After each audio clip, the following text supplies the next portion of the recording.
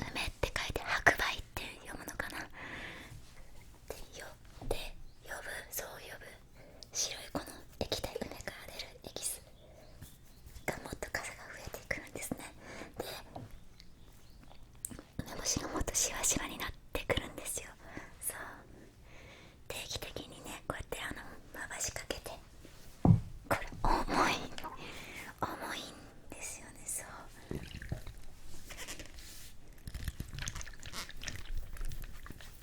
こうやってね、ひっくり返して、こうやって定期的にやって梅干し作りをします。で、また道の駅で赤しそを買ってね、そう、インスタグラムにもあげたんですけど、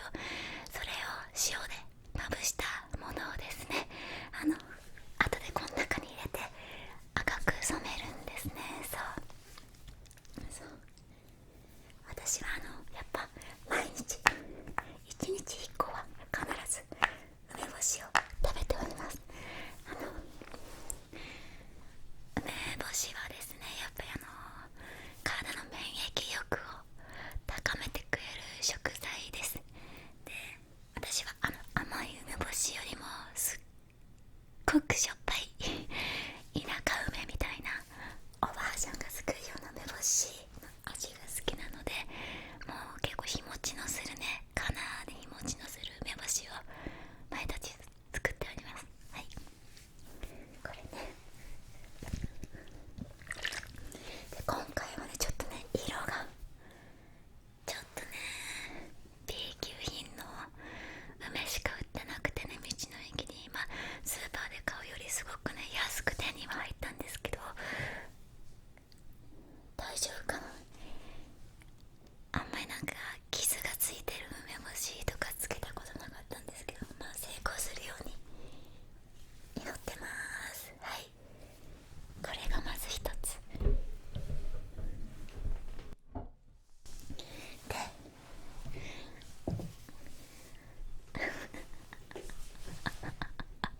これなんでしょうね。これなんでしょう。これは去年私がアロエの咀嚼音をしたと思うんですけど、その残った皮とかアロエたちをなんと砂糖と焼酎で漬けたアロエ酒、アロエのお酒です。自家製です。こんな真っ黒になってしまったんですよね、緑のアロエが。そう、こんな真っ黒に、きび砂糖を使ったので若干、ブラウン系のお酒になるかなと思ったら、こんな暗くなって真っ黒になってしまいました。でも味はね、美味しいというよりかは、かなり甘くしました。で、ちょっと風邪をひきそうだなとか、すごく疲れてるなとか、今日はちょっとちゃんと眠りたいなっていう時に、寝る前にちょっとおちょこでね、おちょこっていうかショットグラスあるじゃないですか。そう、ショットグラス、そう、ショットグラスでこれ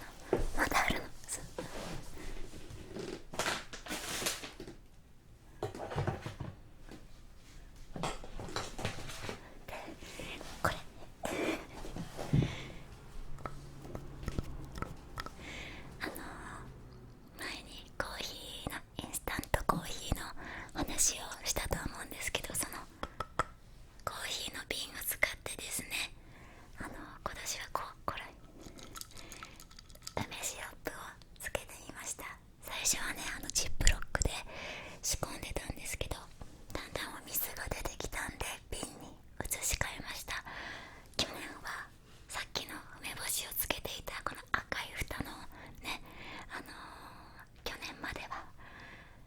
この大きな瓶で梅シロップをたくさん仕込んでいたんですが、今年はこっちの瓶でやってます。こっちも氷砂糖と交互に詰めていくと、こういう風に梅からですね、こういう液体が出てくるんですね、シロップが。そうそうそう。でもっとこうやって梅干しがシワシワになるんですね。そう、シワシワに。そう、あれこれ何ヶ月後に飲むんだっけ。いつもねこの時期に仕込んで、夏休みとか私8月とかに一気に飲んじゃうので、そうでも多分1ヶ月ぐらいで仕込んでから1ヶ月ぐらいで飲めるんではないでしょうか。で最近ねツイッターで炊飯器でなんか一晩で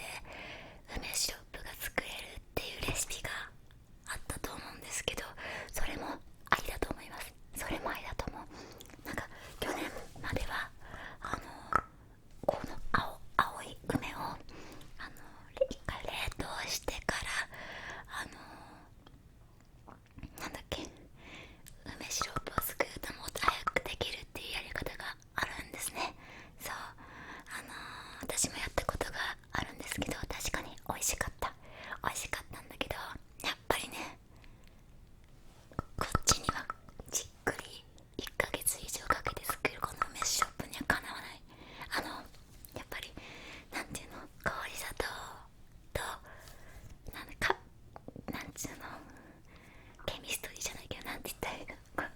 じっくりこうやって時間をかけて抽出されたシロップの方が美味しいんですよ。早く抽出された梅シロップも、ライトな感じで美味しいんですけど、こっちはなんか深みがある。わかりますかねこれね飲んでみなきゃわからないんですけど、いろんなね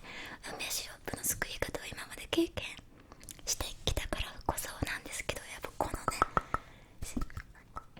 本来のじっくり時間かけて作るタイプの方が断然美味しいので、私はこっちの作り方をおすすめします。そう、そう、こういう時のためにコーヒーの瓶はね役立ちます。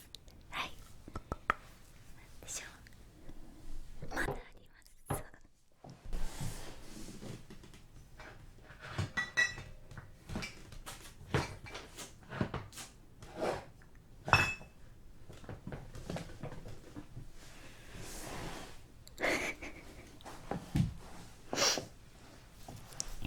これは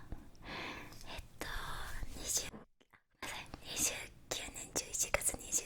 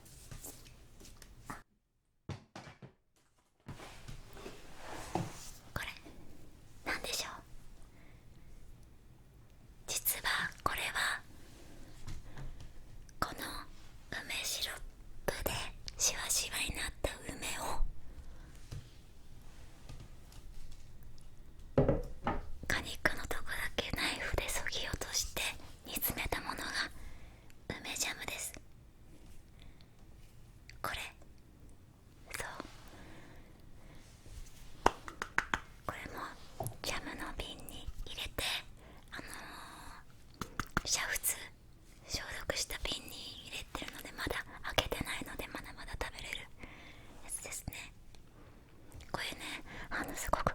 あんずのジャムにすごく似てる味になってるんですね。で、私はあんずのジャムよりこっちの方が好きなんですけど、手作りのスコーンの中に混ぜたりパイの中に混ぜたりトーストの上に乗せても美味しかったですし、そうそう、もうね、これも楽しみで梅シロップ作ってるところがあります。そう、